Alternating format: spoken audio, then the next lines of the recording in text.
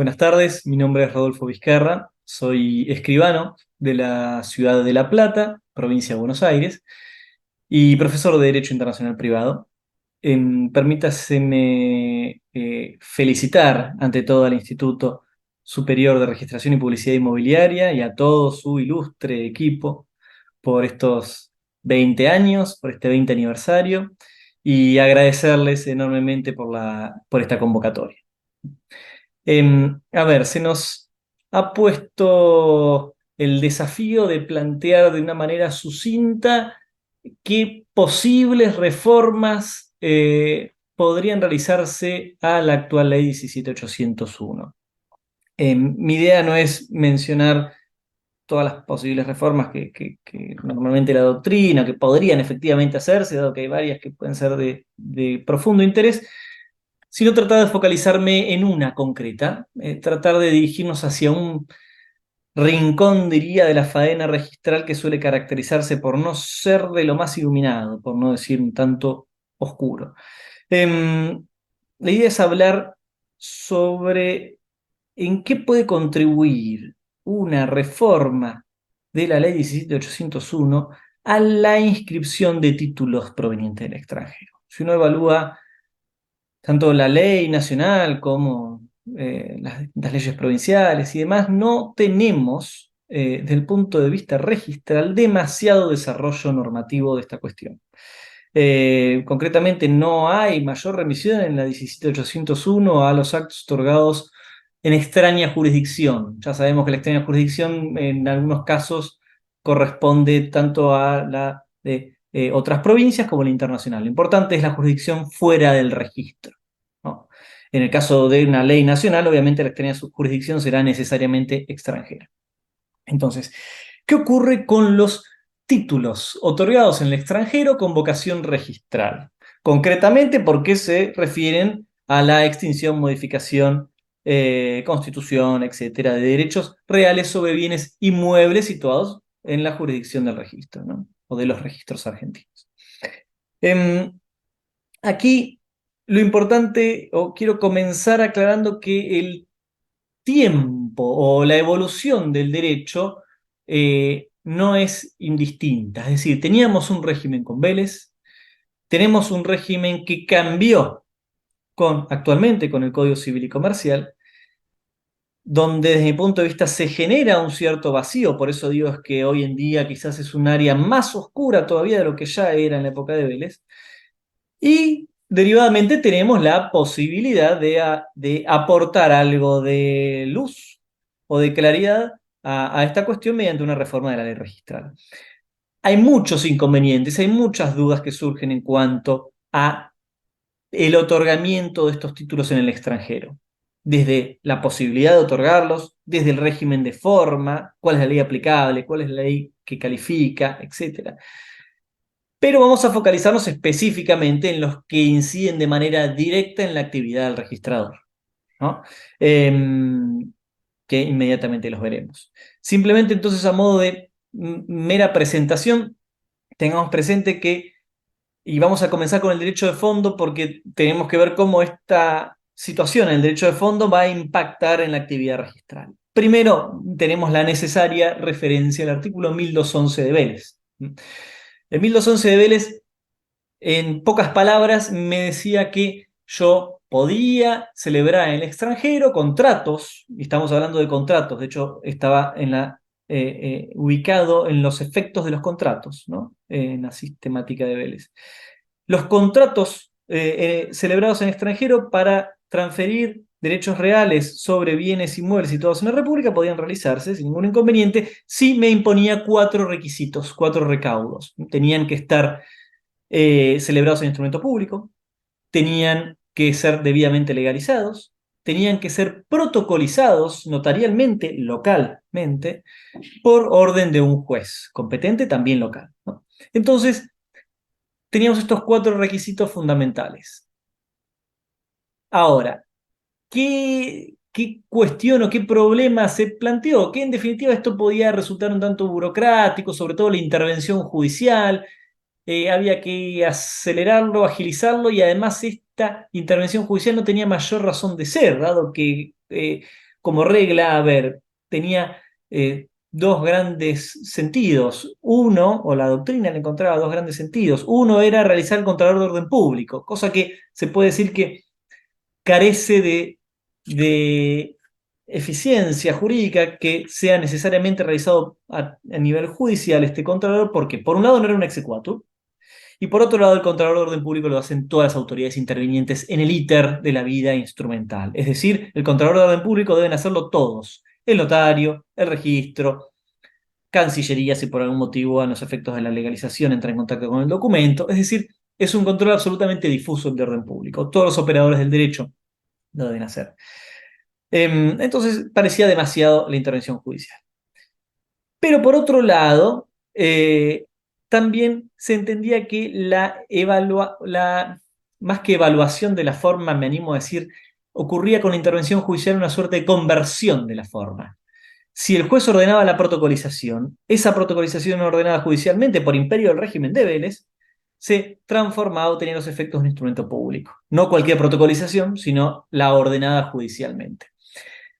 Sabemos que eso no ocurre hoy en día, y no, tampoco antes de forma genérica, pero hoy en día no ocurre en ningún ejemplo, ¿no? La protocolización, aún ordenada judicialmente, no lo va a transformar ni le va a dar los efectos a ese acto, a ese instrumento privado o a ese instrumento, no sabemos si privado o público, no le va a dar el carácter de instrumento público por el hecho de la protocolización. Entonces, el sentido de esta intervención judicial carecía de fundamento.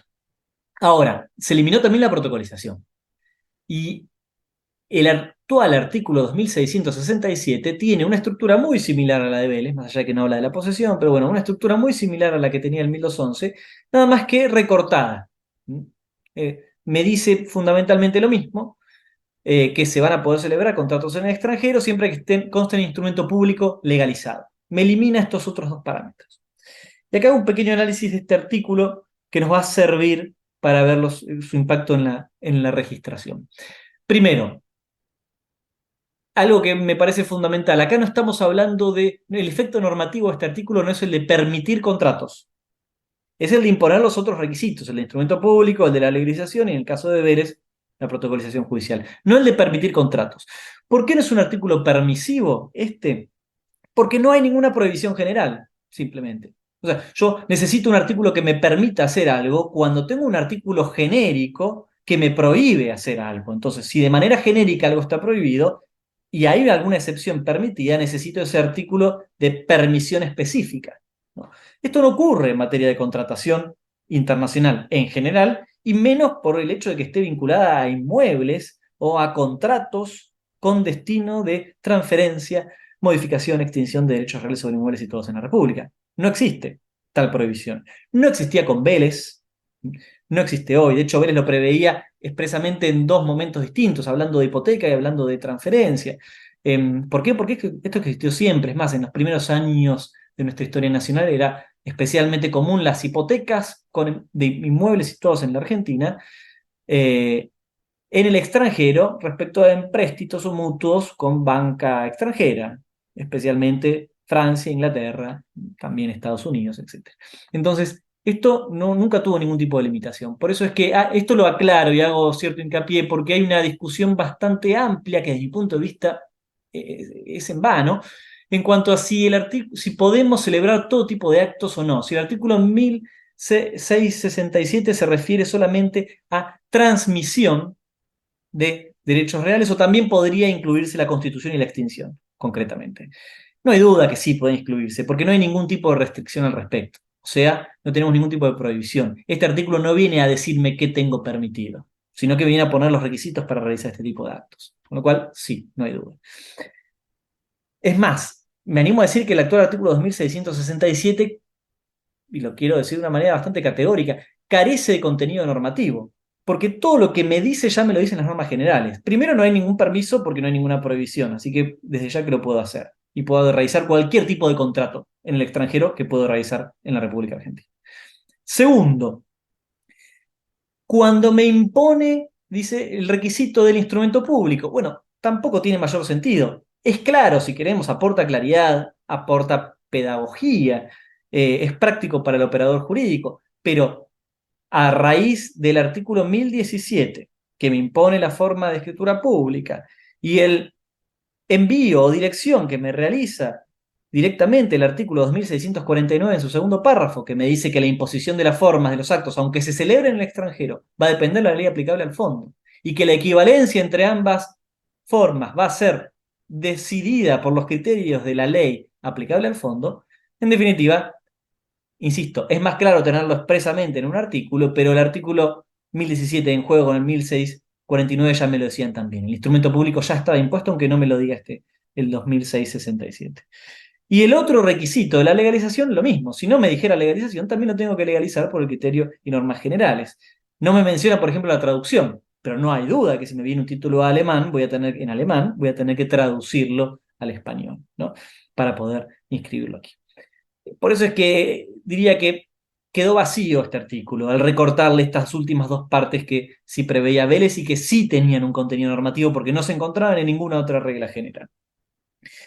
Esto no es nuevo en nuestro Código Civil y Comercial, sabemos que tenemos muchos artículos que carecen de contenido normativo, aunque sí tienen un fuerte contenido pedagógico, y especialmente en el derecho internacional privado. A modo de ejemplo, el primer artículo de derecho internacional privado de nuestro Código Civil y Comercial, el 2594, me habla o me recuerda la jerarquía normativa, algo que no es necesario. También me lo recuerda al principio el Código en sus primeros dos artículos, y porque ya me lo dice la Constitución Nacional, pero bueno, se repite. Insisto, normativamente no me suma nada, porque está claro que siempre primero debo acudir a los tratados internacionales y luego debo recién acudir a la ley interna, pero se menciona. Esto en el derecho internacional privado nuevo, en la nueva codificación del derecho argentino, diría, se encuentra bastante presente, así que no es una rareza. Luego, siendo este el panorama en Vélez y el panorama en el nuevo código, ¿cuál es la situación en la que se encuentra el registrador? Uno puede decir, bueno, ahora tenemos una libertad total, cualquier título puede ingresar de manera directa, puede protocolizarse, no hay duda, pero si no, también puede ingresar de manera directa al registro.